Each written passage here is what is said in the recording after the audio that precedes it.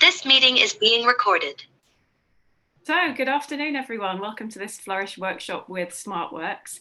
My name's Shelley, I'm from Flourish, and I'm joined by Victoria and Caroline from SmartWorks. I'll hand over to Victoria, who's going to give us a bit of an introduction into SmartWorks and what we'll be doing today. Fabulous. Thank you so much. Well, hello, good afternoon and welcome everybody. And yeah, today's an opportunity really for us to talk a little bit about our services at SmartWorks Greater Manchester. And we have got some fantastic people with us, actually, with myself joining. So we have Caroline, one of our stylists, and we will be joined in a little bit by Jill, who's one of our employment coaches. And so what we want to do really is kind of explore a little bit about our services so you can understand what is available in Greater Manchester and the wider Northwest in terms of helping women into employment, because that's exactly what we do here at SmartWorks. So I just want to briefly, before we introduce Caroline, who will talk us through all of her styling expertise, talk a little bit about our services and what we do and why we do what we do, really.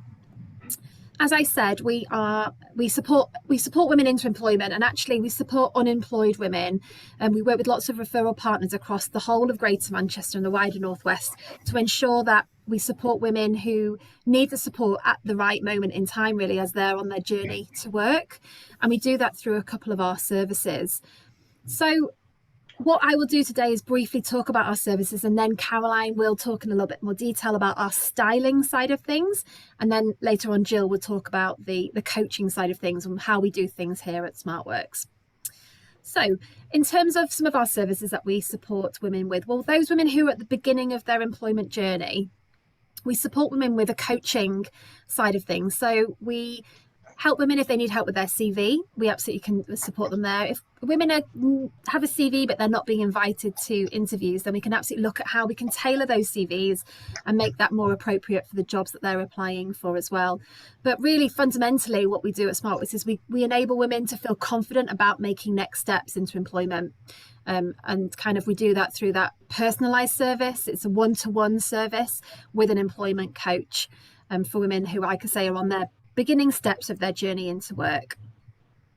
For women who have got a confirmed job interview, that's where we support women with our interview styling and preparation service, the coaching. And when I say styling, what I actually mean is we will give an outfit to a woman for her interview. We don't just give it to her, we style her. So it's all about women finding the right clothes that they feel comfortable in, they feel confident in, and we style them. And Caroline will go into more detail about how we do that styling. But clothes really do enable women to feel confident and competent and show who they are as well through their style. Our services are free, the clothes are free.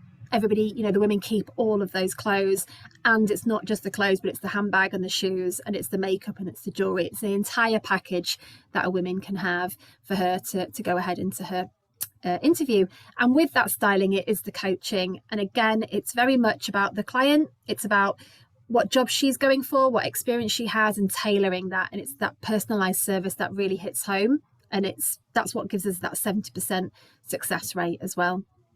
So just some kind of client photos. We support women from the age of 16 upwards. There's no upper age limit on those that we support. And we do have clothes for everybody here in our service. Again, we've got from size 4 to size 30. We've got lots of different styles of clothes. So we've got your more office wear, traditional office wear, but we've also got loads of smart casual, because as we know, the world of work has changed quite a lot and we're no longer all just wearing suits to work. So we really do have something for everybody. Our services are delivered both in person, actually, here in our Stockport Centre. We welcome clients. We love it when clients come in for that in-person appointment. And, they work one-on-one with a stylist and with their coach. And actually, people have described it as a little kind of a boutique coming here, or a personalised shopping experience, because we really do have rails upon rails of clothes and shoes and handbags. And it's all about finding that right interview outfit for the client as well. But if a client can't get to Stockport, we are more than happy to support them through our remote services.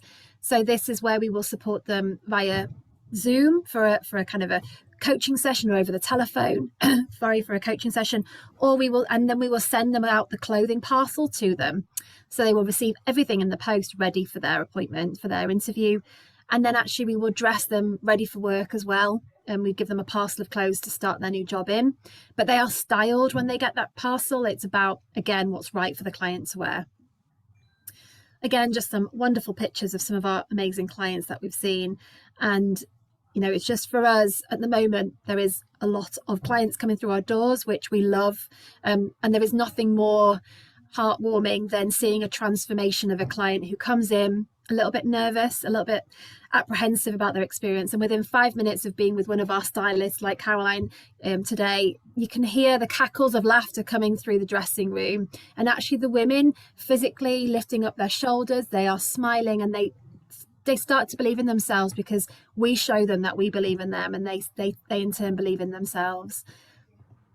So how, you know, people refer into SmartWorks. So like I said, we work with lots of different referral partners. So we always kind of, you know, we get referrals in through direct from the job centres or from Style Prison or from any other agency working with women into employment. Or if a client contacts us directly, we will always try and support them how best we can as well. And I've just popped on there actually some details about the One Manchester service. So it was anyone who supports men into work. There's One Manchester who provide some clothing and some coaching for men, and they are based in Moss Side. So that's a very brief overview of SmartWorks. So I will stop sharing my screen now. So thank you for listening, and I'm happy to answer any questions if anyone's got any questions about our services in the first instance before we go over to Caroline for some styling tips and hints.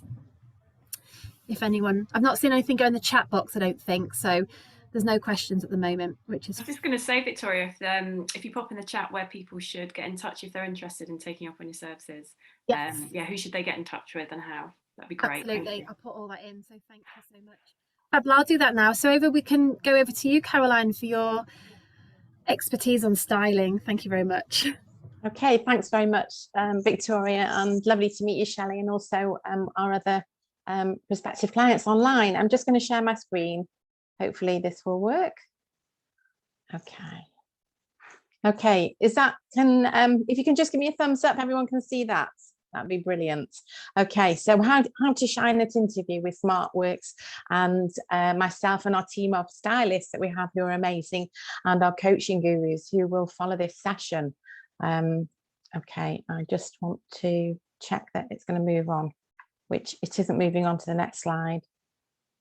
Okay. So sometimes using the page up, page down arrows helps, Caroline. Okay, fine. It was a page down arrow. Okay. So what do we do well? Well, we harness the power of clothes and confidence to allow every woman to be their best at crucial moments in life, and it's giving that self-belief and the practical tools to make you transform, to make you have the confidence that you are dressed. You haven't got to worry about that, and you're going to get the job. So feeling that confidence, you're already 50% through the door. Your outfit is making you feel fantastic. And I always say to my clients, you know, half of that is your confidence. You walk through that door, you absolutely own it, and you're going to get that job. And we find that 70% of women who are supported have successful outcomes with this process. What do we do, and what am I going to do for the next 10 minutes or so? I'm going to take you through some practical hints and tips on how to dress and how to present yourself confidently, whether it's online or face-to-face. We have found within the pandemic that for the last 2 years, the job market has changed so dramatically. And also what you wear to interview. So I would say that the day of the formal suit, depending on what the outcome and what the job is, has changed in a way that you don't have to look completely formal from head to foot. So I'm going to go through with you some figure typing illustrations to show you what suits you, the type of figure that you are, some really quite basic rules of styling, I would call it. I'll take you through some photographs of what looks good and what doesn't look good, but I'd like you maybe to spot, or if you want to put your unmute and just put your hand up and say, yes, you know, I love that interaction, because really this is how I work and what I'm about. Okay, so I have been teaching fashion for the last 40 years. I always wanted to design, I always wanted to make, I always wanted to sew. And I think style is something that comes from within, But I think style, you can understand style, you can learn a little bit about style. And I've followed the famous fashion designers in the world throughout that have gone before us, that are current. And to me, Christian Dior, who was one of probably the most leading top couturiers in the world, in the 1940s and 50s, created himself. He went completely outside the box, and he brought femininity back to the female body after World War II. And his ruling, or his fundamental points, stay throughout every type of style, every type of designer. It's almost like the ingredients of what looks good and why you look good. And it's around choosing the right clothes to your personality, because you have to feel comfortable. So it's about simplicity, it's about good taste, it's about grooming. And these actually don't cost any money. These are things that come free. Just being able to understand, you need to first of all look at yourself and study yourself and understand what suits you and what doesn't suit you for your own needs. A prime example of that is you could be going out, you could put something on and you feel great in it. You could put something on and look in the mirror and think, well, I felt better yesterday. Why did I feel better in what I wore yesterday? There are many times that you can feel that flattered me, that suited me, and why doesn't. And there are certain sort of themes around why it does. Find the colors that flatter you, that emphasize your look, and avoid literally things that you feel do nothing for you. And the third point is to choose clothes that are simple, in line, rather than go completely over the top, mixing, matching everything, and you're putting too much of an effort in, which actually doesn't come off. So simplicity really works very well for an initial interview. And of course, you know, it's about grooming, self-grooming, making sure that your hair and makeup, as we mentioned, you can put on a jacket, but you can put it on something that doesn't necessarily make a suit, but it's coordinating really well with it, and you can feel 100 feet tall. So it's understanding style and body shape. As I've said, it's hiding the bits that you don't like, it's enhancing the bits that you do like. And I think we all undervalue who we are. I think that being able to spot that confidence and things that you feel comfortable in, again, I can't reiterate enough how good it makes you feel. So we advise you on creating your own style, being able to take something away with you, like an interview outfit in the initial stage, and then you'll be able to wear that or coordinate parts of that interview outfit with other things. So your outfit becomes sustainable, and particularly in this time where we're looking at sustainability and be able to give back, it's important that we have multi-uses. So we don't just get donated new items of clothing, we get donated pre-loved. And pre-loved is really interesting because it's around garments that are quality and that last. So why put them into landfill when we can pre-love them and rewear them? We might want to change them slightly. There's always little hints and tips that I give the clients. You know, if you're quite good with a needle and thread, it's amazing what you can do. You don't have to be an expert at doing sewing, but you can change something. So we make sure that you feel comfortable in what you wear, and we remove that stress factor, because if you have an interview, you're going to panic. What do I wear? I've got to go out shopping. I've got to spend unnecessarily, which is not really what we try to do. We want to encourage you to be able to use what we give you. And if you're not successful, which is very rare because our clients are successful, then you will use that for your next interview. So for me, it just means that you were not the right place in the right time. So it really is important we do remove that stress factor, and we take away. And what I tend to say to my clients is, you know, I'm like your style angel, and I'm here to help you.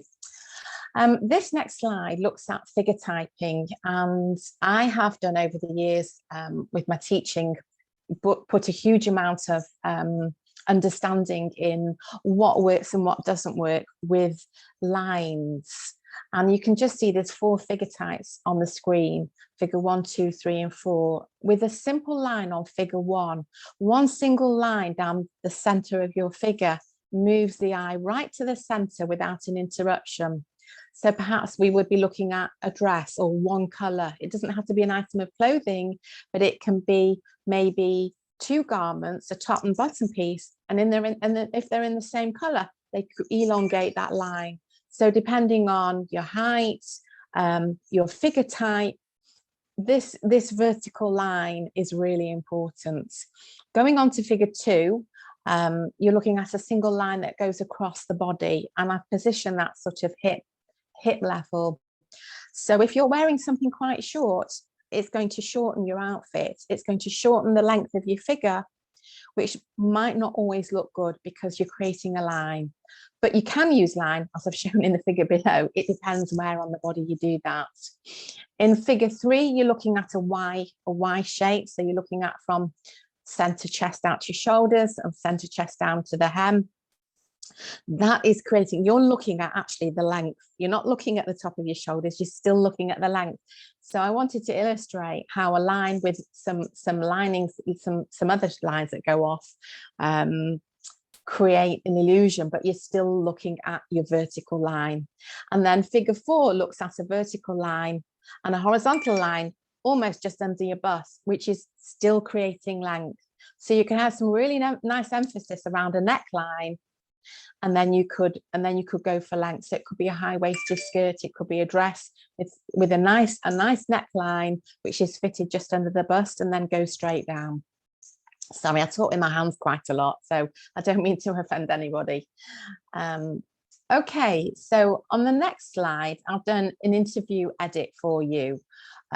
Not particularly in any particular order, but I wanted to concentrate on one single use of colour, which is black or a dark colour. You could have dark navy, you could have black, you could have a charcoal grey, but something that is a darker colour that will create a really comfortable looking silhouette for you. So I have included, I don't know if you can see my arrow, I'm just taking the coat. When the clients come in and I start to style them, we ask them about figure types and their size, through their top size, bottom size, shoe size, if they're looking for a bag, if they're looking for a coat. What I tend to do is I tend to pull out some jackets. That's the first item of clothing. So I'm not making you strip.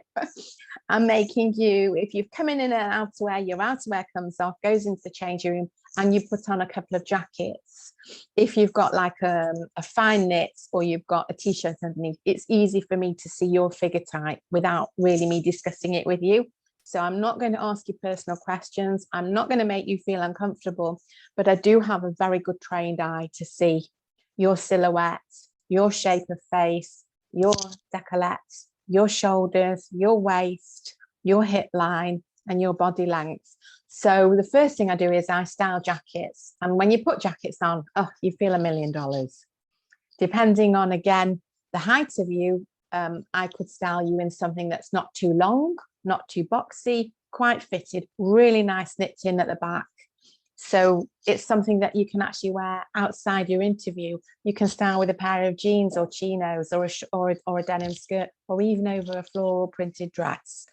It's just that added something that makes you feel great. I've highlighted here an A-line skirt rather than the traditional pencil skirt, which I always seem to think of airline uniforms when you're thinking about corporate dressing and you're thinking about uniforms and formal wear. You would target naturally a pencil skirt, which we do have. We have some amazing suits in stock, but I wanted to take this formality and put a really nice, this is actually a PU, so it's a pleather or imitation leather because I'm thinking about sustainability as well. And we can style this under a jacket.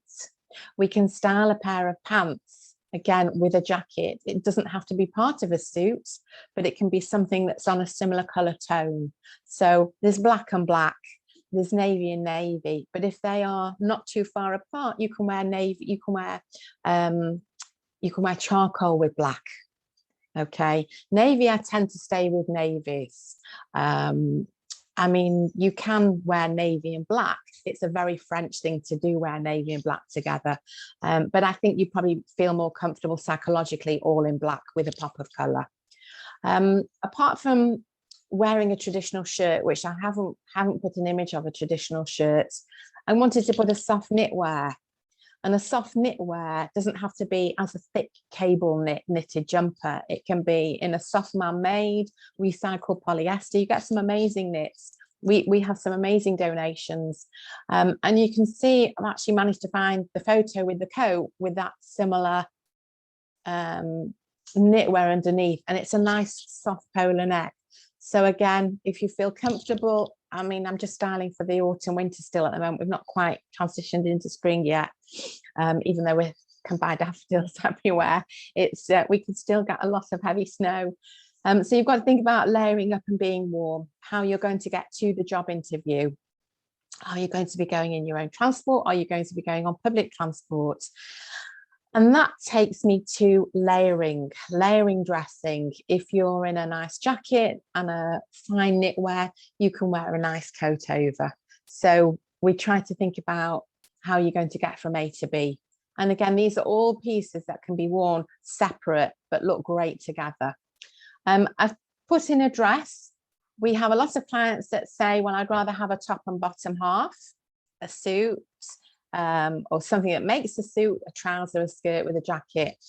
And I always get a wild card out, which is a dress. And I say, just try the dress on. Again, the dress could be belted, could be worn without a belt. So a small print on a dress that is quite subtle rather than something too loud. What you don't want is when you walk into the interview is just going to look at the print on your dress, not really going to look at your face. You don't want the clothes to talk for you. You want the clothes to complement you. So that would look amazing under the jacket. You could see it would look amazing under the coat. And if you wanted to you could put the jumper over it. You could put a narrow belt with it. So you almost look like you've got a blouse, a skirt with a jumper over. So there are ways of being economical and being able to work your wardrobe. I've highlighted a slingback shoe, a low heel. I've highlighted an ankle boot, but you could wear a much more a flatter boot with a little heel. Again, would work on a straight leg, on a parallel leg, on a boot leg. And then if you wanted a pop of color, it would be nice that you could wear some flats to travel to the interview, take your heels in your bag, put your heels on, and it's raised you another 6 foot in the air. Because that transformation is incredible if you put some heels on. And in this corner here, I've just highlighted a scarf, an accessory that has a pop of colour. So you're quite even with your outfit, your silhouette. Bags are crazy at the moment. Absolutely love bags. You've got the bags that have the crossbody wider straps, which are fantastic for putting across you. You can fit a bottle of water in, you can fit a notepad in, and it's comfortable on your shoulders because it's a wider strap. But again, the saddle type bag where it gives you an option to put across or leave on one shoulder is really comfortable to use. And I've added a nice pendant in, something that you could wear over, or decide however you wanted to. But the aim of dressing for first interview when you come to SmartWorks is that we give you the clothes to give you the confidence to get the job. So we will let you select some makeup. We'll guide you on that. We'll guide you on what you should do with your hair, and a few little hints and pointers, but without invading your personal space, which is what I want to say. We're there to encourage you. So I wanted to just run through, if you can see this next slide, I don't really want to say too much. I don't know whether you want to interact with me at this point and take your mute buttons off, and we can have a look at outfits that can work and outfits that can't work. And if you would like to say to me what you think may work, and then we can look, or I can just talk through why I think they don't work and what are no-nos and what are yes-yeses. So just looking at it, basically, I'm okay with the top line. Line, fine, yeah. Very corporate. Yeah. The bottom line, the little shorts and stuff, that's a huge no. I can't think of which job I would allow someone to turn up. Yeah. The fit one, the fact that it says fit on the, I've got an issue with that. Yeah. The ripped jeans. I don't think so. I'm thinking even youth workers, sometimes they might try, but for the actual interview, that's going to be difficult. The next one actually is almost, but the image might be a little offensive, a little too much for some people, basically. Yeah. It's like a fashion interview, maybe like a retail thing, Primark, something, maybe, but the image. But then the next one, on the last one, actually, in a more relaxed sort of atmosphere, I'd say yes. Okay, that's really interesting, Sandrine. Thank you for your input there. That's amazing feedback. Yes, you're right. The top ones are really quite formal. But what I've done is I have tried to, because I hope that the presentation is accessible after this session, Shelley, so that our viewers can take that away with you. But looking at the figure lines with the arrows across the 4 figure types, this is an example, this middle one, of the Y. So you can see the neckline of the jacket, and then you can see the one color underneath which creates the line.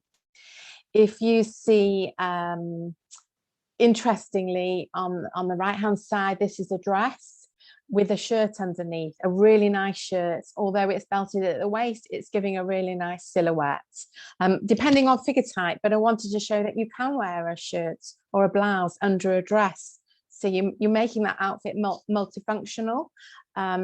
If we have different types of figure types, we're going for an interview that requires some formality, but you can also wear a knitted, almost like a knitted over jacket. I'm not going to call it a cardigan, because I don't always want to refer to the term cardigan. I don't always think cardigan does that garment justice, to be honest. You're looking at, that's over a nice open neck shirt and some parallel leg trousers and a nice bag. This image here is showing you checks with a solid color underneath, so it's creating that Y silhouette and also the length. And it's great to have some check. It's check is really on trend at the moment. And then we have your classic, but not with a shirt underneath, with a block color top underneath, and a nice necklace with some nice jewelry with a nice bangle at the wrist. So I wanted to show you some differences on formal dressing, but on these at the bottom, which is, I did put the wild card in, Sandrine, which is the bottom one, which is for more of an informal, a more relaxed, I should say, relaxed look. Sunglasses are definitely a no, because if you can't see the interviewer and they can't see your eyes is a huge amount of body language. I'm making eye contact at you all now, but the minute I turn away, I'm losing, because I'm not looking at you. It's very provocative to wear something off the shoulder, as is something low cut. So again, it's really not comfortable to do that.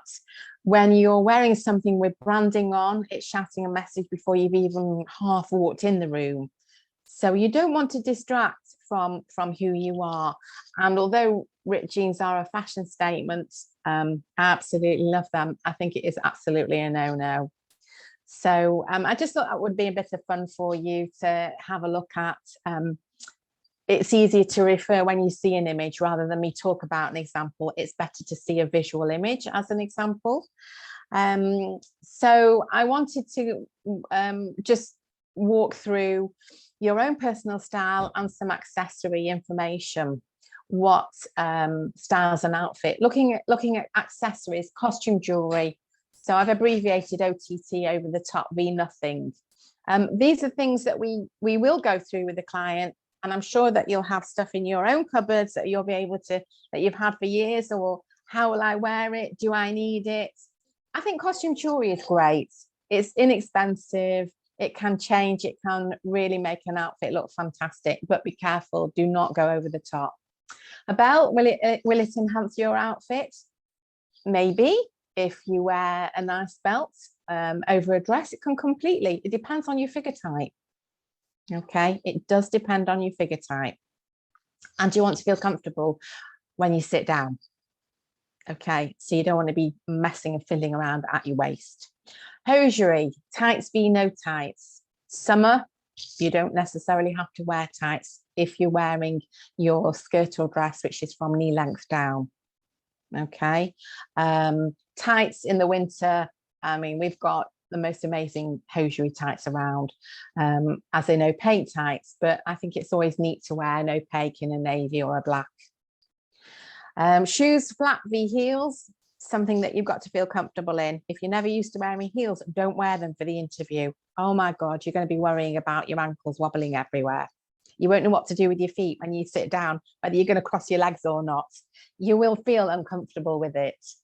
But heels are amazing as well at the same time. So if you are used to wearing heels, which I haven't worn heels for at least 2 years because of what's happened, you've got to think about the comfort factor on that as well. But there are lots of nice little kitten heels and block heels. The block heels and a slight platform are really comfortable. So we do provide shoes and we provide boots. So we like to style you with some footwear because that elevates an outfit, definitely finishes it off. Bags, what should you carry in the bag? Definitely a notebook and a pen. Your phone, water, but nothing that you don't need to carry, nothing else. Obviously, it's important that you research the company that you're going for the job. So you'll want to maybe make some notes in your notebook and refer to questions. There's always going to be a QA at the end. And I know Jill will go through stuff with you in the coaching session on that. Scarves are great because they give you a pop of colour. And there's many different ways of wearing scarves, not just wrapping it around your neck, but wearing it over the lapel of a coat, over the lapel of a jacket, wrapping it around and bringing it round, depending on, is it checked? Is it plain? Is it a loose weave? Does it have fringes at the bottom? Is it plain cut? Is it silk? I could write a book on scarves. Okay, so, but I love scarves and they're really inexpensive and they can look amazing and completely change an outfit, completely change something that is just a block colour and give a little bit of pop of colour if you're not going to wear any jewellery, but don't overdo it. Personal style, of course, you will want to go in and you will want to, you know, hair washed, looking good, makeup, again, not over the top.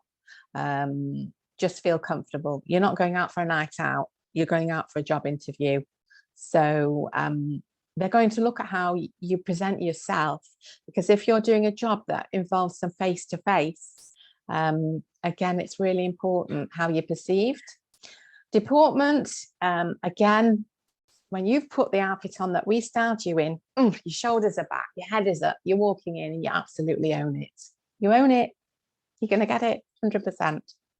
And of course, don't forget to smile. Smile is just about you and your personality coming through and showing confidence, but being quite humble at the same time, not being over the top. Okay, so that's my very small overview on how we style. Thank you for listening. Thank you for taking part. Do you have any questions?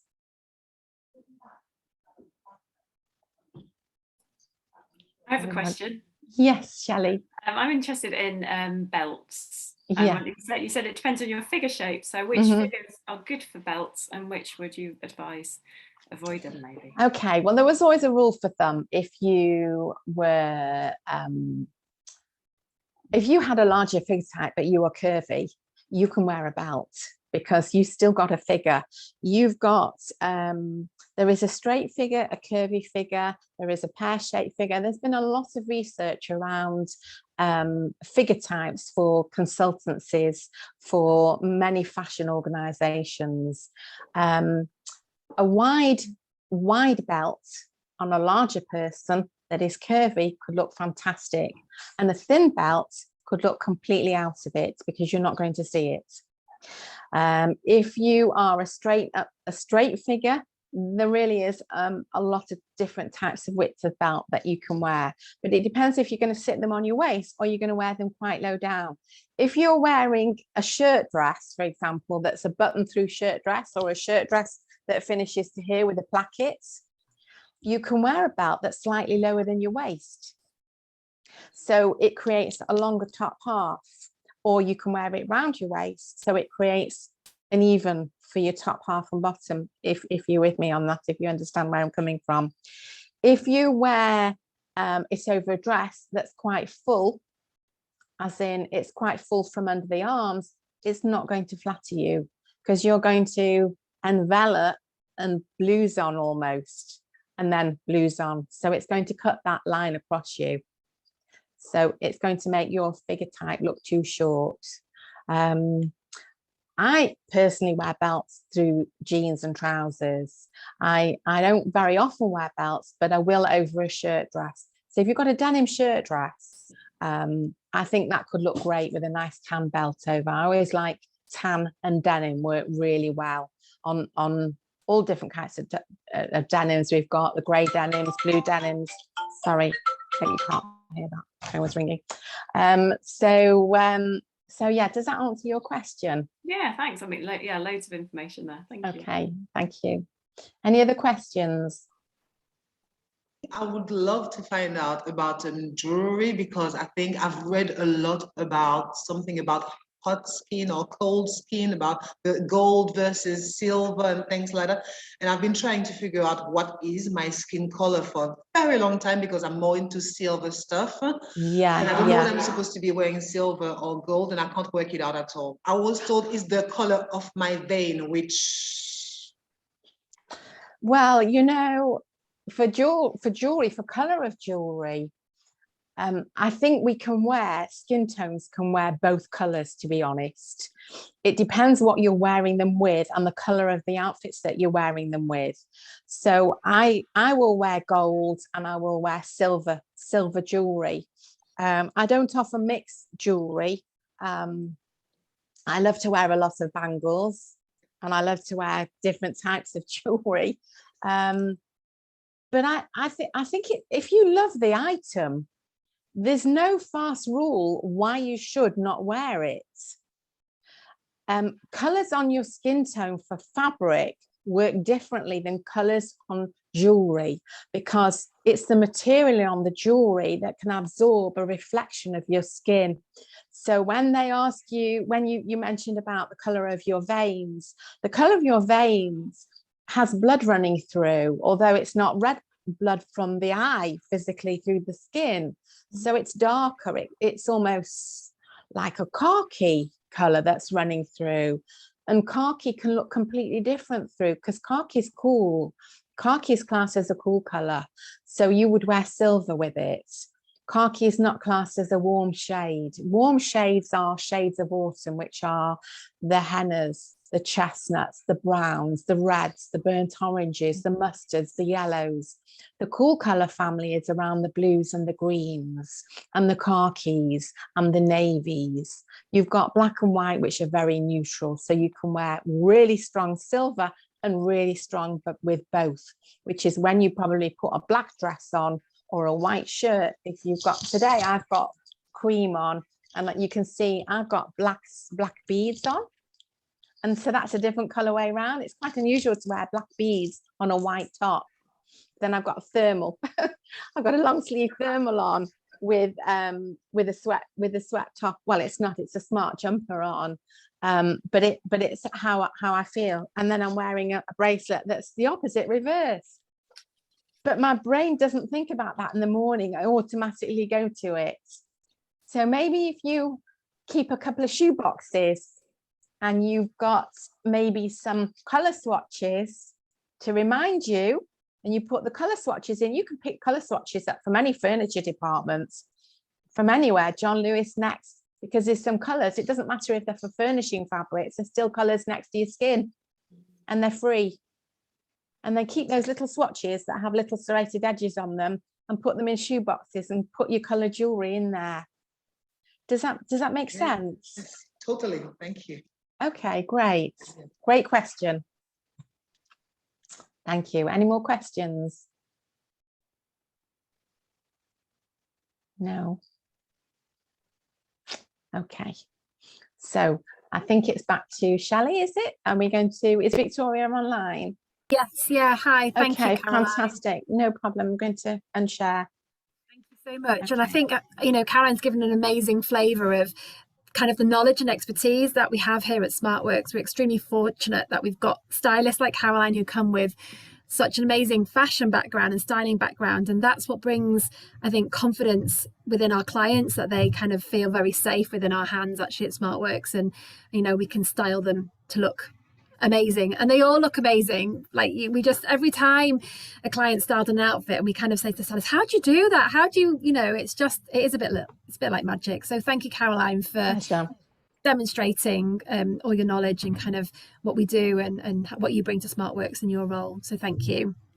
So next we've got Jill, who is one of our employment coaches, and Jill is also here to talk a little bit about how we coach at SmartWorks, and again give you a flavour of the support that we provide our clients with.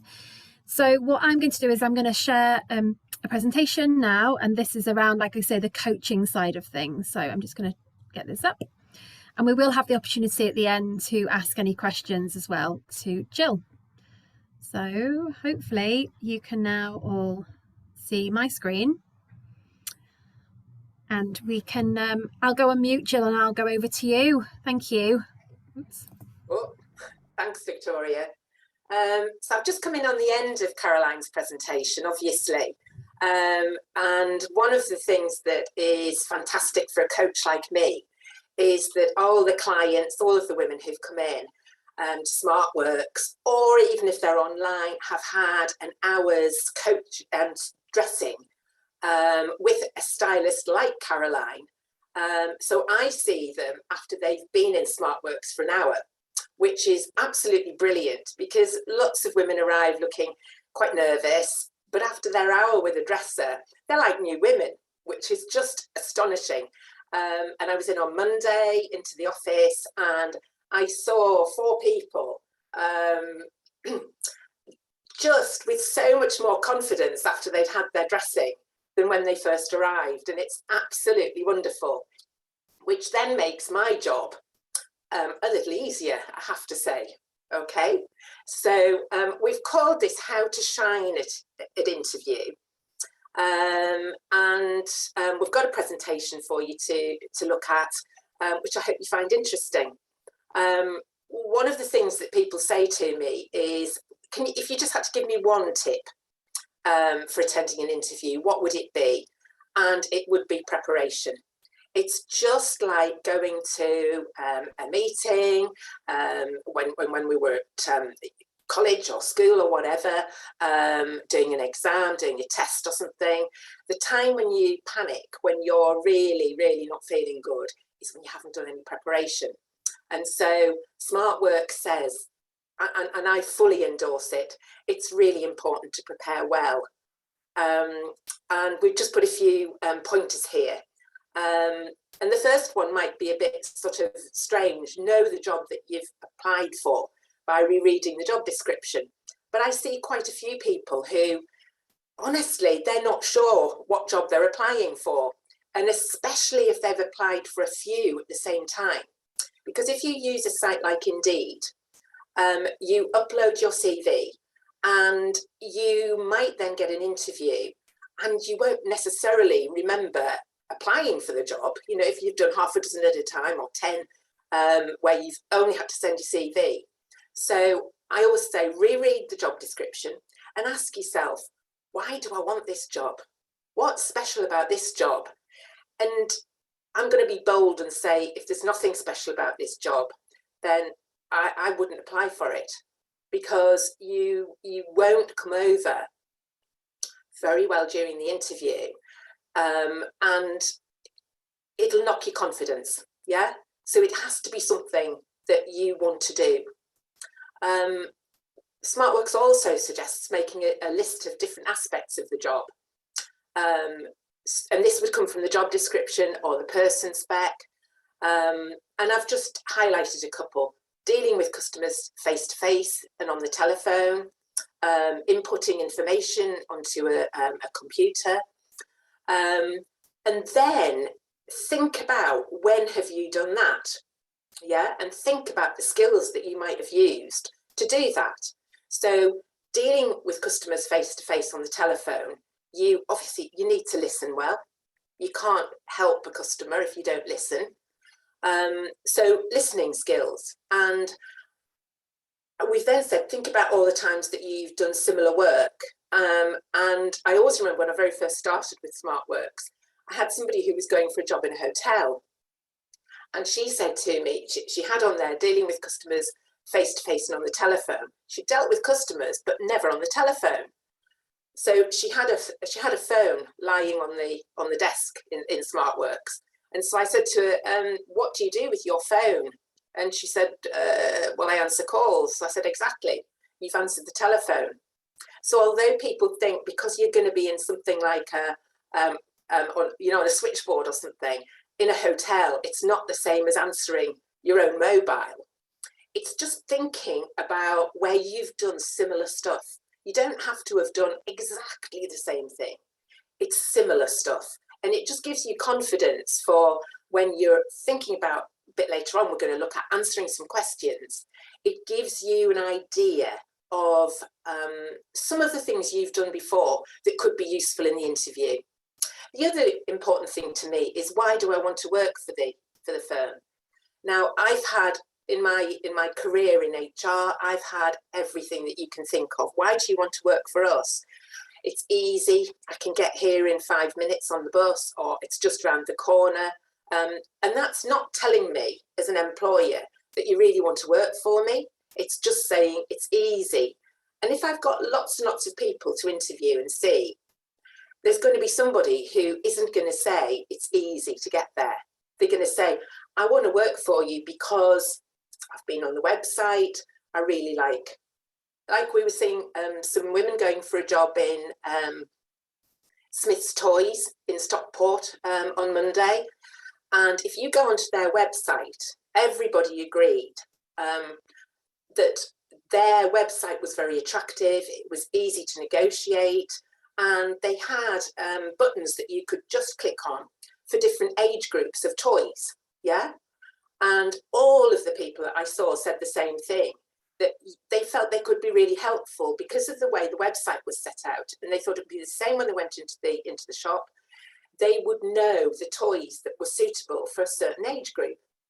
They also all agreed that there wasn't another toy shop in Stockport, and being able to work for the one and only toy shop in Stockport was just fantastic, yeah? And not one of them, I'm really pleased to say, said, I'm going for it because either, my mum said I should, my partner said I should, or it was easy, which was fantastic. Music to my ears, I've got to say. The next tip is dress appropriately for the job, which I'm sure Caroline has covered. Know how to get to the interview and do a trial run if possible. And I know Victoria will agree with me, but on Monday, I was really worried because the first woman who had helped, she was obviously not going to the correct place. She thought that the interview was at the actual toy shop, and it wasn't, it was somewhere else. It's really important that you go to the correct place. I know it sounds mad, but people do go to the wrong place. And especially a trial run, if you can do it, is really good because, again, it settles your nerves, gives you a bit of confidence that you know that you're doing the right thing. Prepare some answers to classic interview questions you might be asked, which we're going to come on to. And also, it's important to have a few questions to ask the interviewer. So, SmartWorks have a fabulous booklet, which I don't know whether I know I've blurred my background, but if you can see it here. And we use this as the basis. Most of the coaches use this as the basis for our coaching sessions. And one of the things that we always look at is our 4 tips for interview success, our 4 ways to shine. And the first one I'm going to look at is body language. We all know first impressions are important. when you go in and you look confident, whoever's interviewing you will look at you with new eyes, yeah? Whereas if you shuffle in and look embarrassed and think, oh, probably shouldn't be here, it's not gonna work as well, yeah? At the moment, the common question on first entering into a room is, do I shake hands? And the answer is very much no, not at the moment.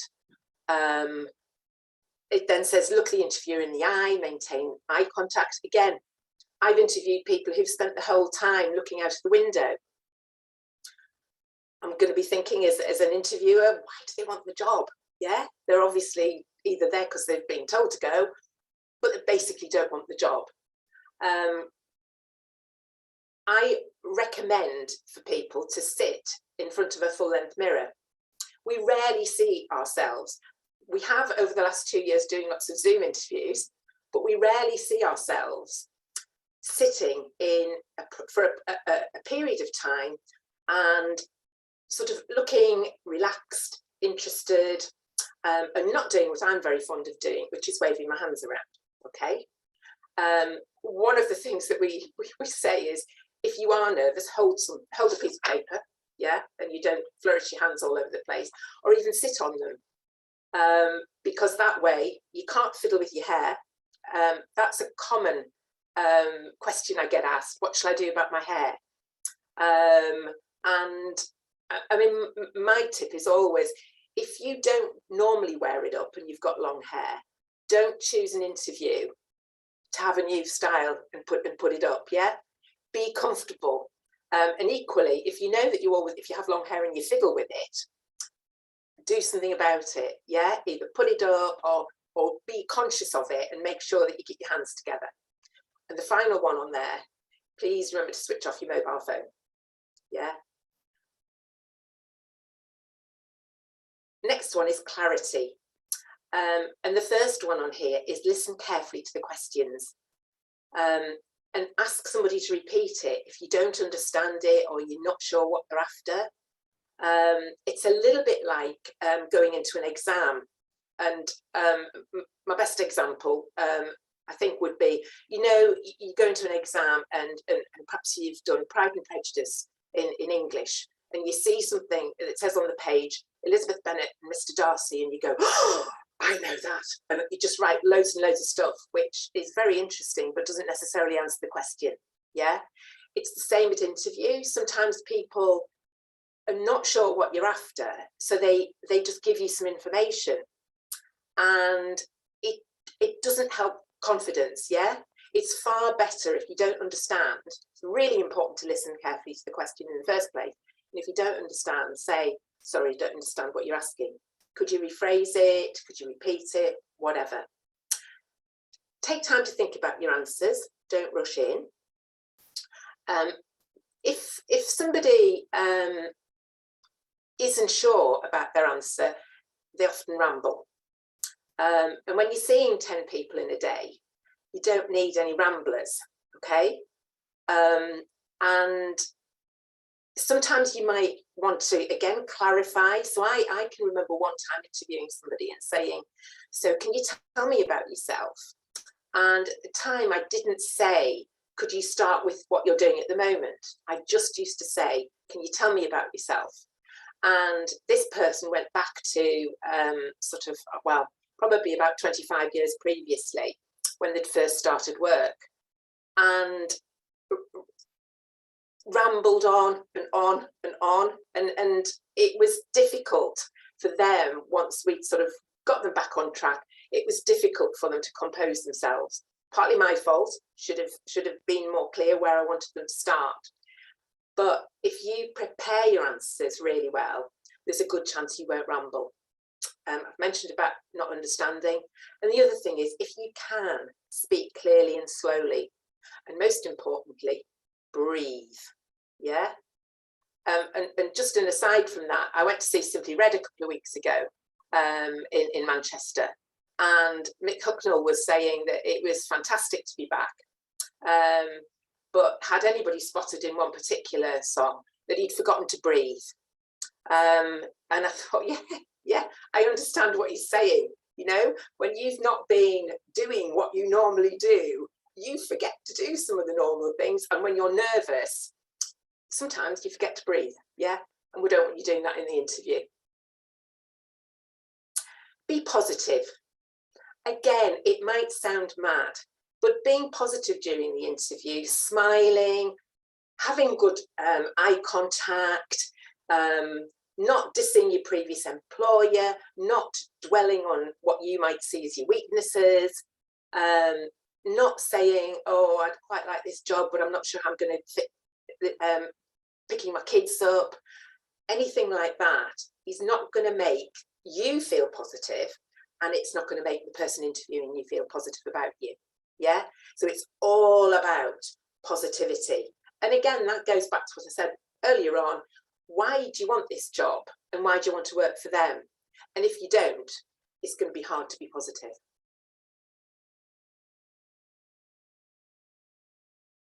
Show enthusiasm. Again, it's listening to what the interviewer is saying. Nod, yeah, oh yes, I understand that, yeah, I've heard you. And it's telling them that you'd really like to work for them, and why you want to work for them, why you'd be a good fit. And the final one here is let your personality shine through. Be yourself, but be professional. So again, one of the other things, a reminder, you know, watch your language. Sometimes I've interviewed people before when they perhaps get onto, you know, they swear, they not in a sort of, you know, it's hard to describe it, but they do swear, or they might tell you an incident that happened to them, which includes all of the language that was used. We don't do sex, we don't do politics, yeah, we don't do religion, we don't do anything like that in an interview. And I know that might feel to some people that you're not allowed to say anything, but you are. But, you know, take care. So I've mentioned this already. Tell me about yourself. And if I had a penny for every time somebody's told me that this is the most scary thing that they find in the interview. So you sat down, the interviewers chatted to you for a couple of minutes, told you how the interview is going to be, and then they say, so tell me about yourself. And most people who I see at SmartWorks and who I've seen throughout my career will say, I hate this. I absolutely hate it because I've got to talk about myself. So what will I do? I'll give you some facts. I'll say, you know, for example, I'm Julia, I'm 24, I've got 3 children and a dog. And then that's it. And it's like, yeah, great. That's really interesting. What about the job that you're applying for? What have you done that can help me work out whether you're suitable for my vacancy? Yeah. So what SmartWorks suggests is that you start off, and again, if I can just show you something, I suggest that all of this information that we're going to talk about here is the size of a postcard, right? So it links in with don't ramble. Yeah. Tell me about yourself is not an A4, 3 sides of an A4. It's postcard size. Okay. Tell the employer what you're doing now, work-wise, what your last job was, and that's particularly important if you aren't working at the moment, and what your main skills are. And it says, link this to the vacancy that you're applying for. So we're being clever here. Yeah, we're really shining here, I hope. In that you look at the job description, you look at the person spec, what are they looking for? And you highlight all of the things that you've done in your past, whether it is paid work, voluntary work, anything you might have done with your family, link it to what they're looking for, okay? Talk about any qualifications you've gained or any courses that you might have studied. So I'm thinking here in particular things like possibly first aid. Most people are happy to tell you what subjects they've studied, and quite a lot of the people that we see have done BTECs, and they can tell us a little bit about the course, even if they haven't worked that much. They might have got some work experience through their course. Only talk about hobbies and interests if it's relevant to what you, the job that you're applying for. And again, please, people again say to me all the time, is it worth mentioning voluntary work? I think it absolutely is worth mentioning voluntary work, and I know SmartWorks does as well, because voluntary work it's voluntary, isn't it? You're not getting paid for it. So the fact that you're doing that tells the employer a lot about you as a person. Similarly, work experience, possibly as part of a course, possibly even if it's 1 or 2 days. We always say you must mention it. Think about what you've done, what you've gained as part of any of those experiences, and what would be useful to tell the employer in relation to the job that you've applied for. Again, if you speak another language, mention that. If you've got a postcard, like this, it says here, no longer than a few minutes. Sometimes people, especially if they don't breathe and they talk very, very quickly, can have this over in 30 seconds, If you put answers to all of these points onto a postcard size answer, you will be able to then sit in front of the mirror and practice your answer. And you can work, you can set a timer on your phone and you can work out how long it takes. The other time that you sometimes get to do this is if you go for a group interview. So again, for Smith's Toys, the women who we saw on Monday, they were having a group interview. Supermarkets used to do it before COVID. Supermarkets were doing it all the time. So they would get 15, 20 people along at the same time. You sit in a circle in a room, and it would be, tell me about yourself, and you had a minute. And when we first started doing this with clients, people were saying, a minute? I can't talk for a minute. A minute's forever, And again, that's where if you can put it on a postcard, you can practice reading it. It might not take a minute, but it won't be far off, And especially if you finish the answer by saying why you're interested in the job. I think it's a really good idea to get in very, very early on why you want to work for them. Don't wait for them to ask you. It would be, so you've told them what you've done, you've told them about any qualifications you've got, you've mentioned any skills like a language or first aid, you've told them, they've got a nice feel for who you are. And then you say, and the reason that I'm applying for the job is because I've done work like this before, I've got transferable skills, I'm a good listener, good at entering data, whatever it is. And I really want to work for your company because I've been on your website, been into your shop, I've always wanted to work for John Lewis. Whatever it is, you've got a really nice paragraph there, which gives you the chance to shine. Your opening answer really will make you shine, but also give you confidence. And you'll, so instead of thinking, ooh, that's horrible, tell me about yourself, I hope you've got some good ideas there for what to say. Okay. Another one that you might get is talk me through your CV.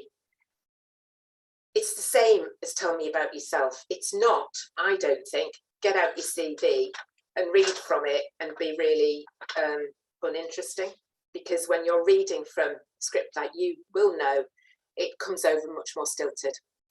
So exactly the same, focusing on the things that they're looking for. Another question that people absolutely loathe, what are your strengths and what are your weaknesses?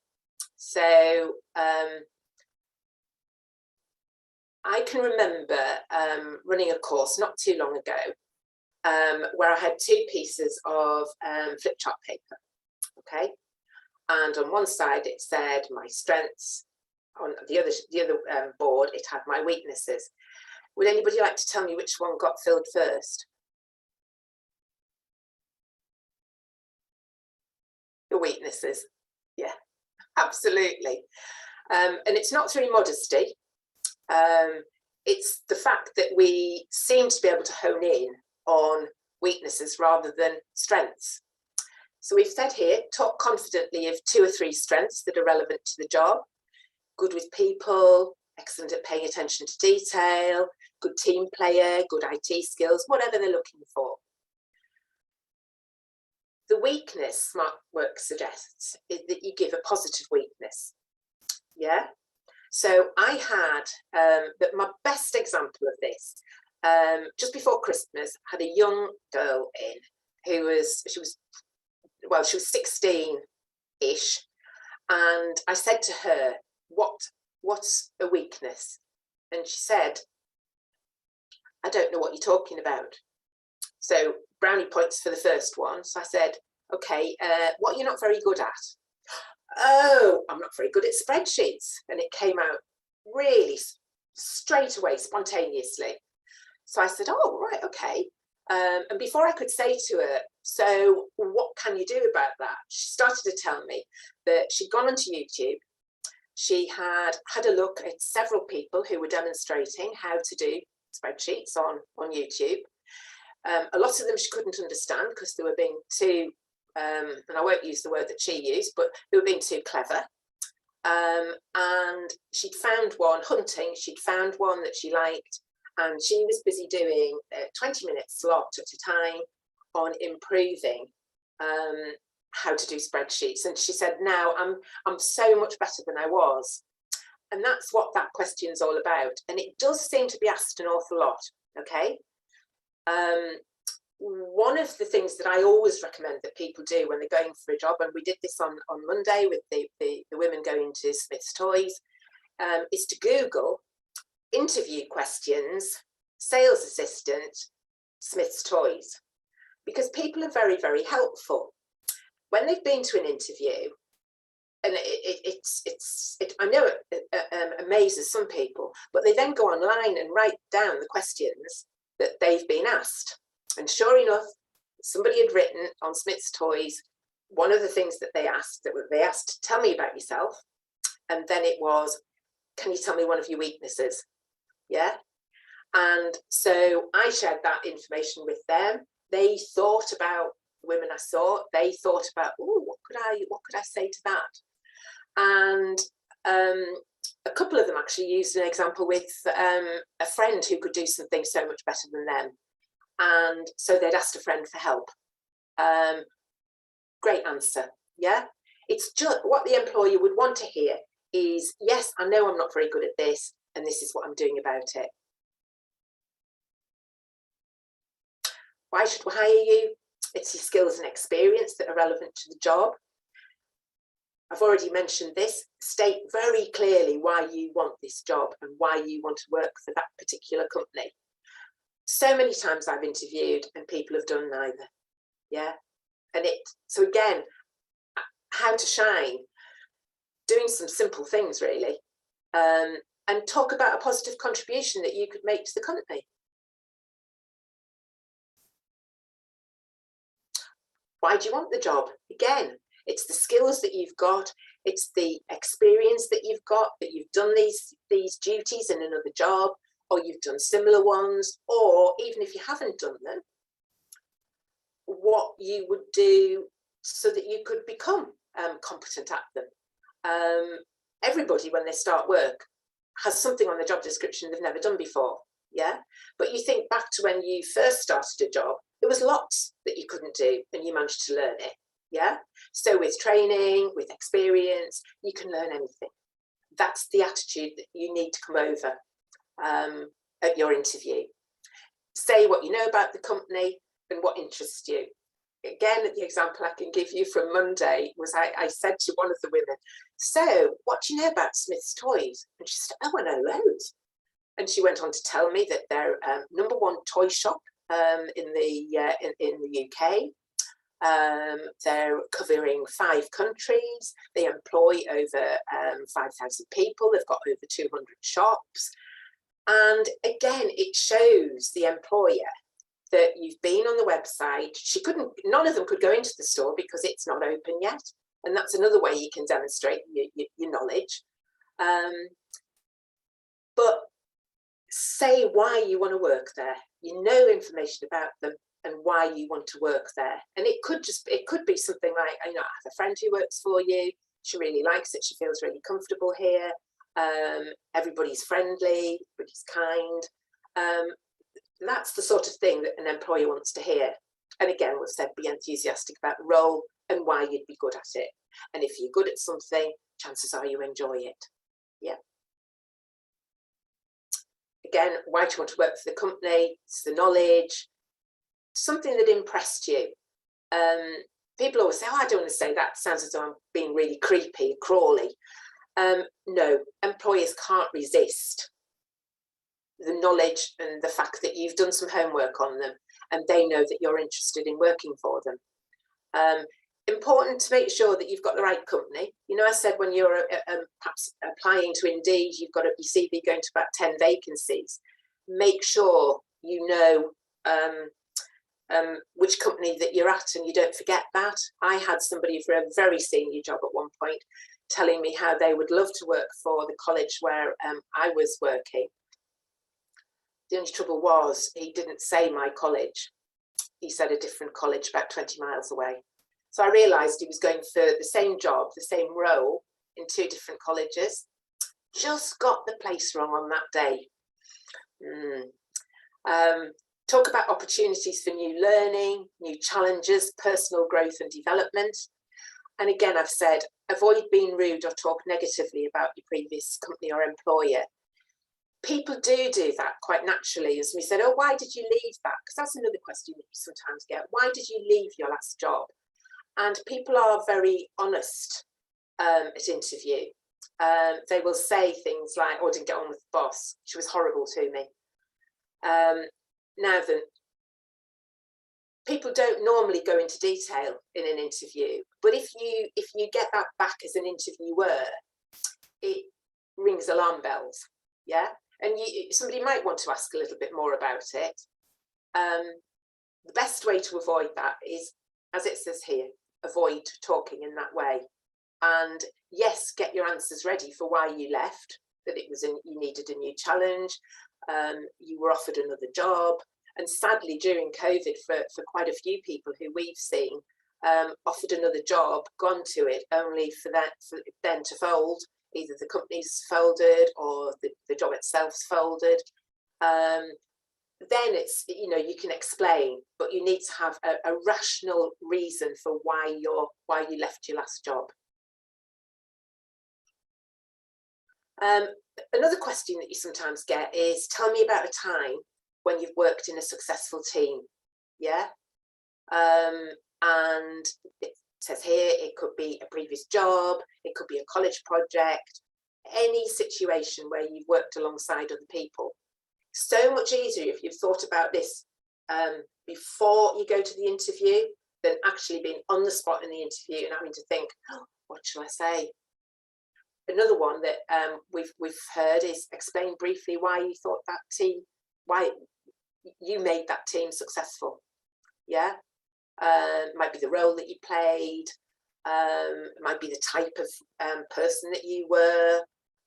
Again, it was one of the questions that was on Google when we had a look at Smith's job on Monday.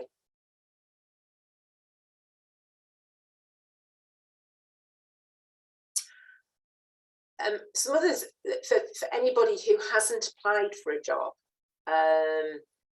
very recently, and we were very privileged to help.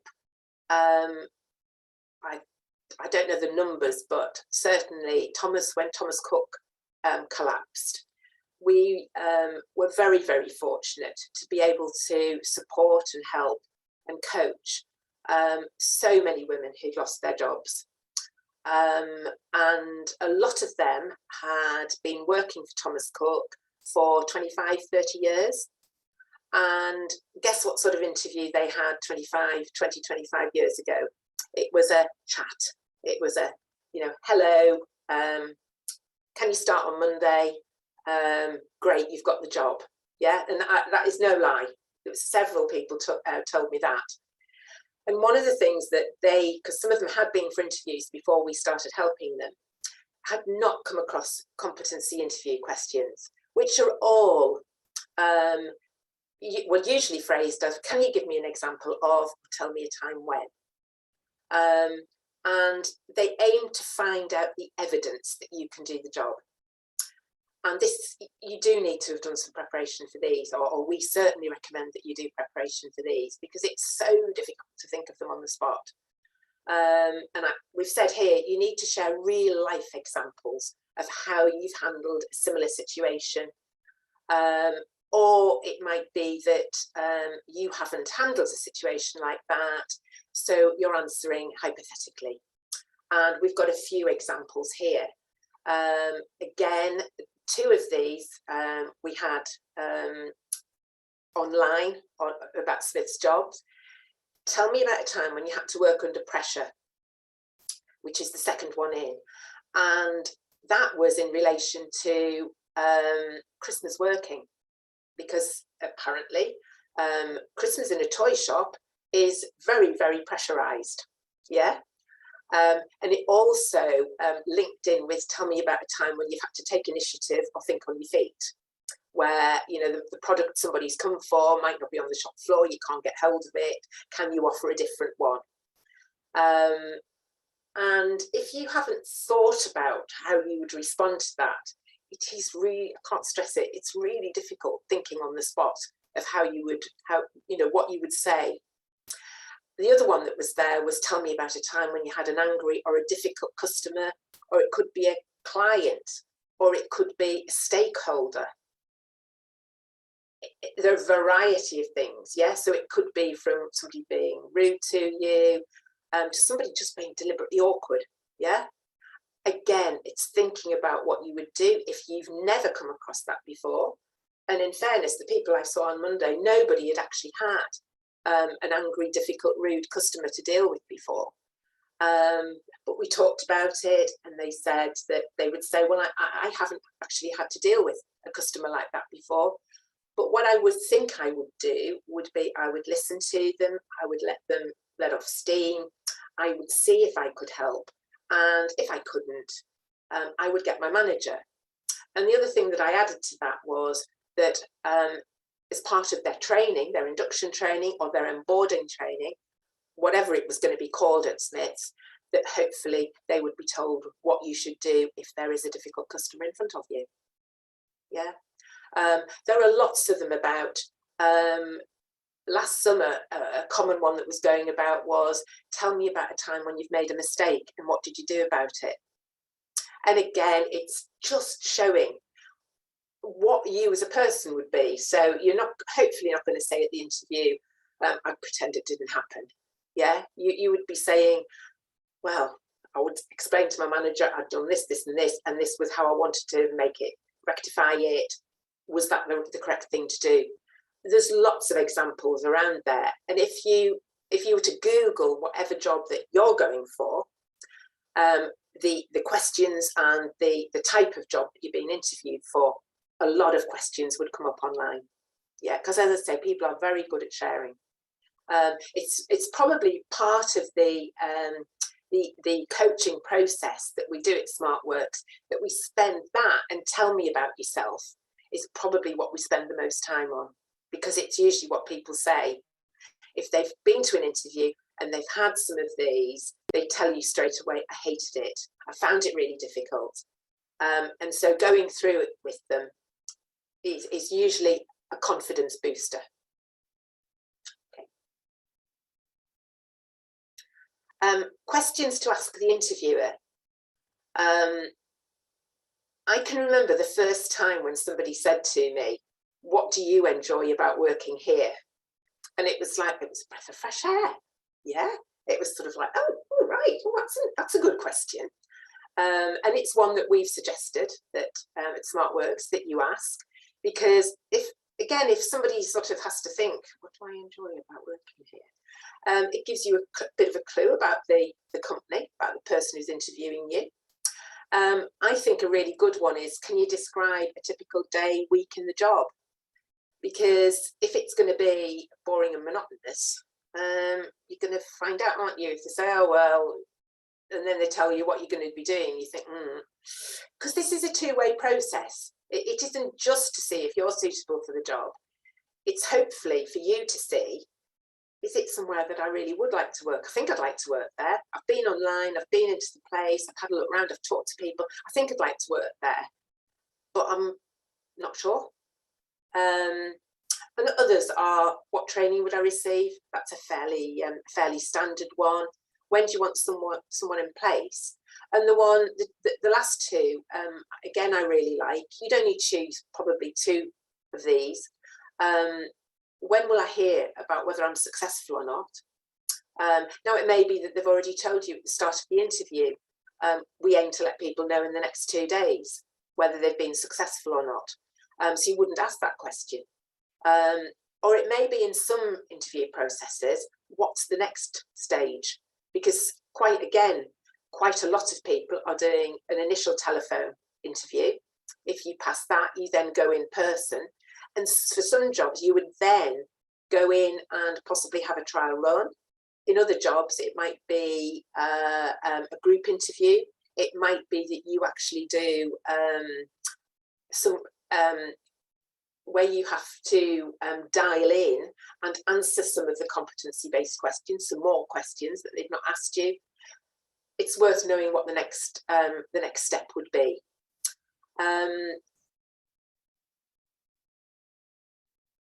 Is that our last slide, Victoria? End of interview. The end of the interview, stand up, smile, thank them for their time. Yeah. Again, we're not shaking hands. It's up to you. You take a cue, I would suggest, from whoever it is who's interviewing you, and say that you've enjoyed the interview and you'd love to be offered the job. Again, you're leaving, and somebody will remember that, because at the end of the day, for anybody who's ever interviewed, if you've seen 10, 12 people, it could be something like, oh, I remember so-and-so because they said, thank you, and I'd love to be offered the job. And if you've got 11 people who didn't say that and you're the only one, you'll have shone out, won't you? So that's the end of the presentation. Has anybody got any questions?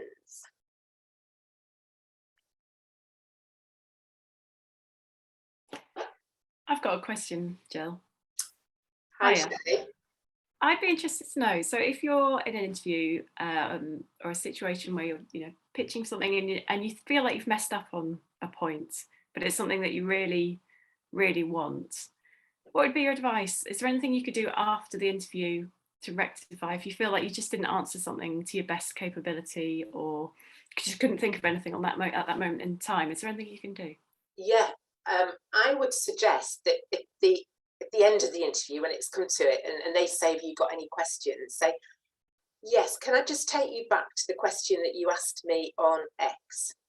I really don't feel I answered it very well. And I've been thinking about it, while you've been asking me other questions, or words to that effect, and then say, this is what I think I would do, or this is what I think I would. Yeah, a lot of people can't do that at an interview. Yeah, I remember once being asked by somebody, is there anything that I haven't told you about myself, about my skills and abilities, that you would need to know in order to appoint me to the job? And that gives me then an opportunity to say to you, well, actually, when we were talking about stakeholders, could you elaborate a bit more on that? Yeah, because it might be at the time that I've thought, well, that was a brilliant answer, was it? However, I've had time to reflect and think, yes, I'd like to know a bit more about that, what your thoughts are on that. The other thing to do, if you feel that you can't do it in the interview, would be to email somebody as soon as you are able to, and say, really pleased to meet you today. I enjoyed the interview. However, I don't think I explained terribly well my answer about stakeholders. and then give them some information. Not very much, it's not like you've gone home and you've prepped up on it and you know what you're going to say, but just, I wish I'd said this. Because that's the reason I got involved with SmartWorks. I saw so many people, interviewed so many people who I thought, why aren't you telling me about this? I've seen this on your application form, I've seen it on your CV. Why aren't you telling me about this? And it's, if you just freeze or you just can't remember something, again, I go back to, if you've done lots of prep, hopefully that won't happen, but it does still happen. Even when you've done some prep, you just don't remember. The other thing is to take stuff with you. Yeah. So I amused quite a few people during lockdown because I'll just reach over and get these. So I had crib boards this size behind my laptop. Yeah. So they were my prompts. So there were questions, there were tips and things that I'd come across, I'd thought of, and I can't remember all of them. Yeah, there's no way in a 1 hour Zoom call I can remember everything necessarily that I want to tell somebody. But if I've got those, it was really good. Now I can't take that to an interview, as I've found going back into the office. I'm sort of like, where's my crib boards? Where's this, that, and the other? But I might have a page, yeah. And it was interesting the other day on Monday when we had all of these people from Smith's Toys. They all said, is it all right to take my notes into the interview? And I said, yes, take them in and say, I've brought some notes with me, just in case I need to remind myself of something. Is that all right? They can only say no, yeah. And if they say no, it's a bit mean. Chances are, if you've got it with you, you won't look at it anyway. It's a comfort blanket, yeah? And I think often these things actually help you to show yourself in a better light, because if you've got notes, it indicates you're well prepared. Absolutely. And if you've stumbled over something and you go back and ask for another go, it shows how you respond when things are difficult. So, the fact that you've made a slip up isn't, there's an opportunity to show yourself in a much better light. I think there's a really good example as well. So if you start to speak, especially at the beginning of an interview, and you might be really nervous and stumble terribly and just start talking complete gibberish, you can absolutely stop and say, I'm sorry, I'm terribly nervous. Can I just start that again? And again, that shows how you respond under pressure, and it gives you an opportunity to show yourself in a better light rather than just keeping going and thinking, I've got to get through this, I've got to get through this. Absolutely. And I do know from people who, because one of the other things that I know Caroline will have mentioned or Victoria's mentioned is that people come back when they've been successful. They come back for more outfits. And when the Thomas Cook women in particular were so successful at getting jobs, they were wonderful because they gave us lots of feedback. We learnt from them. And they would say things like, oh, that question that you said that we'd be asked, tell me about yourself. They did that straight away. Every interview I've been to, they did that. And exactly what you said. Did you need me? I said to somebody, there's a meeting, yeah. Did you need me? I said to somebody, I haven't had an interview for 25 years. I'm really scared. Yeah. And I think the woman I'm thinking of, I think she said to them, I've had some coaching at a place called SmartWorks, and I've got some notes. Can I have them? And they said, yes, of course you can have them. She said, I never looked at them once. And again, it was that reminder. She was honest, like you were saying, I'm nervous. I haven't had the interview for ages. I've got my notes, can I keep them? Please, please, please, please don't say no, put them down. And yeah, she didn't look at them. She practiced lots. She'd sat in front of the mirror, which is definitely one of my tips. Practice, and I think it's more comfortable necessarily than talking to another person. When you go home, a lot of people say, oh, I can't do it with a family member because either they're too nice and they say any answer is fantastic, or they're really critical. And so I think sitting in front of the mirror, whether have you answered that well or have you not? Yeah. Yeah. Thank you. Could I just say, I had a job interview this morning, so that was very good. That was brilliant to actually go over all of that. That was brilliant, thank you. And I like the fact that, the pointing out that the people who are on the other side, I've worked in recruitment as well, and I'm in careers and employability as well. So I'm thinking, I shouldn't be stressed about it. No, I did not sleep at all. I haven't had an interview in 4 years. I didn't sleep at all last night. And not only that, but at the last minute, I was kicked out of my house. The interview was on Teams. I had to do the interview in the car because my husband had some filming happening, which we found out about last. And I had to remind myself, actually, the people on the other side are human. And as soon as we started, I explained to them, listen, I am actually in my car. This is the situation right now. I do apologize for that. And they were very, very, very, very nice about it. And that helped a lot to ease things. Even though there were people passing by and seeing me on Zoom with my laptop and everything. It was weird, but it's a really good point, Sandrine, because people do get so het up, so nervous. And if you can think of it as a conversation, if you can think of it as a two-way thing whereby you're sussing them out as much, and if they're kind back to you, you think to yourself, do you know, I like these guys. I'd like to work with them.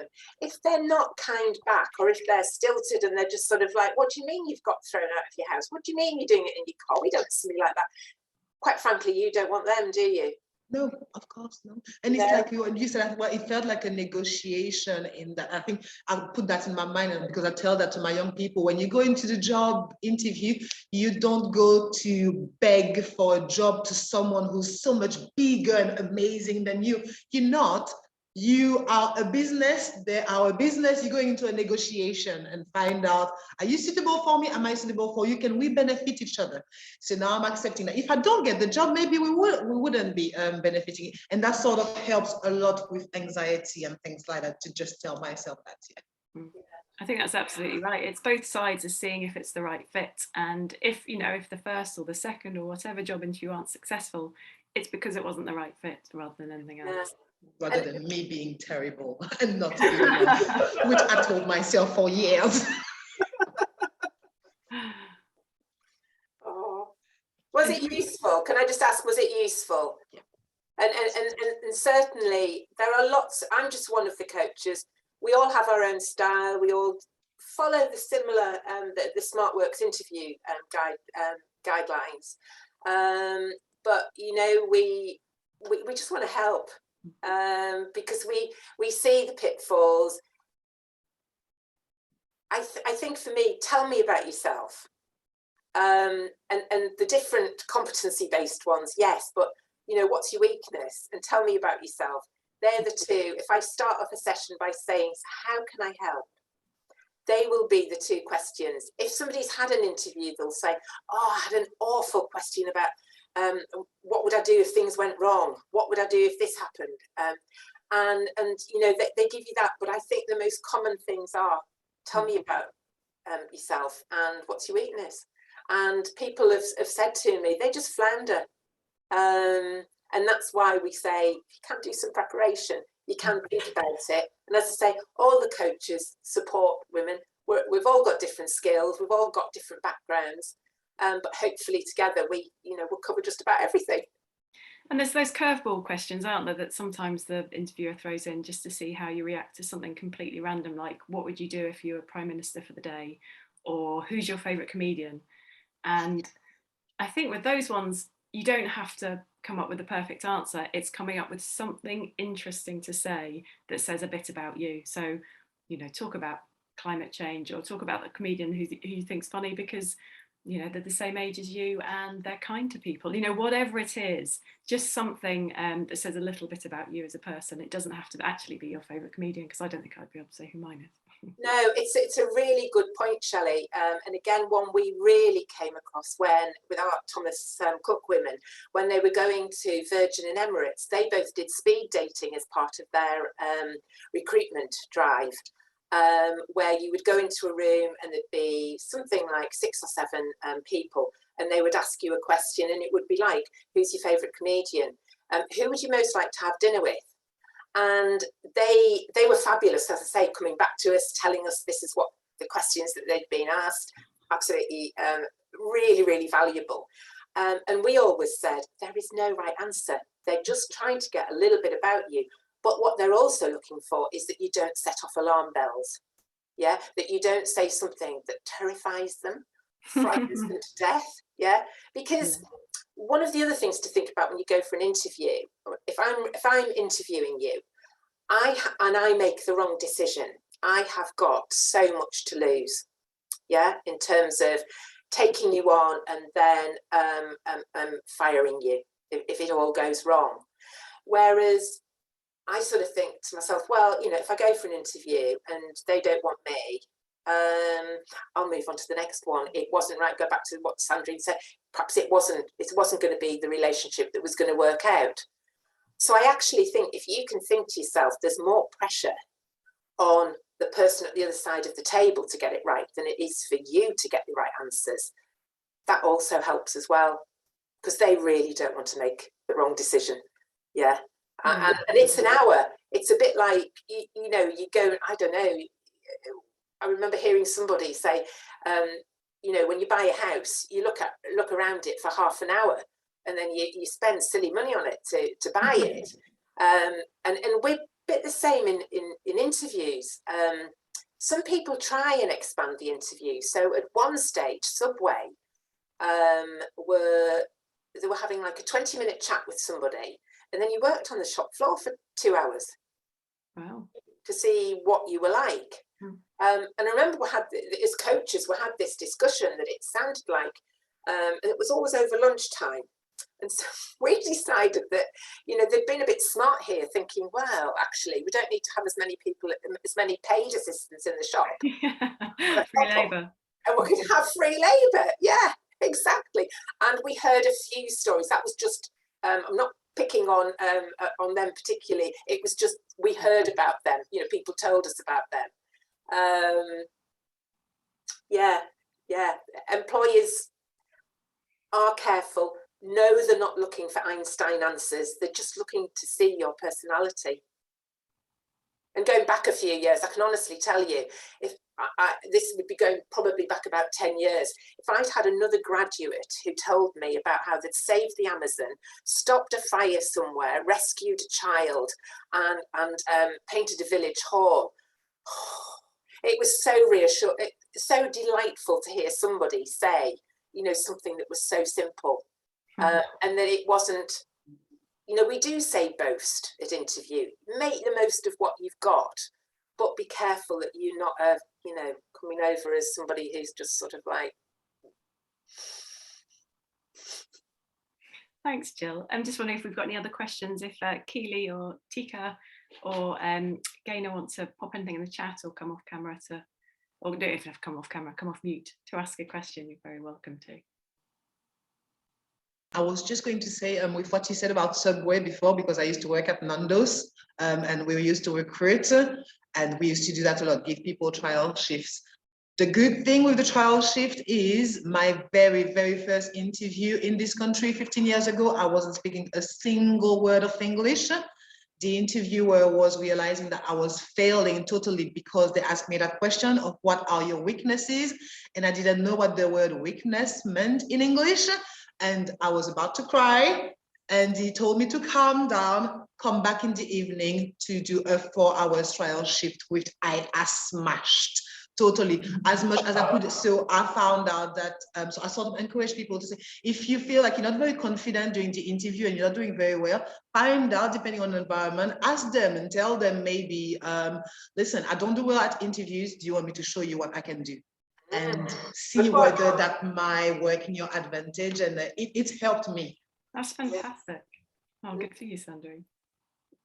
I actually had an interview this morning via Teams.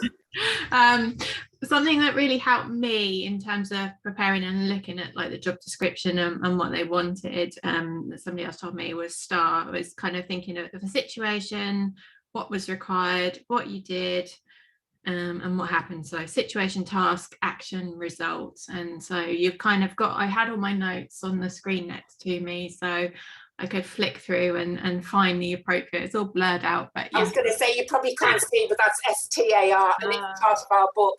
It's something, we use with some people. We don't use it all the time. It helps you not to ramble. I think that's the best part of it. And again, if you want to shine doing that, it's also saying if you would do anything differently next time. So you give your example and then you say, but with hindsight, you know, I might do this, this and this. And then that is just a, you know, an A-star answer. Yeah, dream response. A dream, absolutely. Oh, that's brilliant. Thanks, Keely. So I think Victoria has no sound, unfortunately, so she's not able to join us for the wrap up. I'll just check there's no more questions to be taken for Jill or for Caroline, who's still with us. No, it looks like that's everything's been answered. Thank you, everyone. Victoria's pointing, but I'm not sure what she's pointing at. Oh, thanks, Victoria. Put something in the chat if there's something particularly you want me to say. But we will be sharing the slides after this session. But yeah, I want to say a particular thank you to everyone from SmartWorks for providing today's session. That was really, really interesting. So thank you to Caroline, Jill, and Victoria. And I will certainly be, I mean, we at Flourish will certainly be referring people to SmartWorks for their fabulous services. I mean, you know, what a great opportunity to get an interview ready wardrobe and all this coaching support as well. So and I'm sure you've got friends and colleagues in your networks who you can point in that direction as well. So thank you, everyone. It's been a great session, and we'll see you again soon.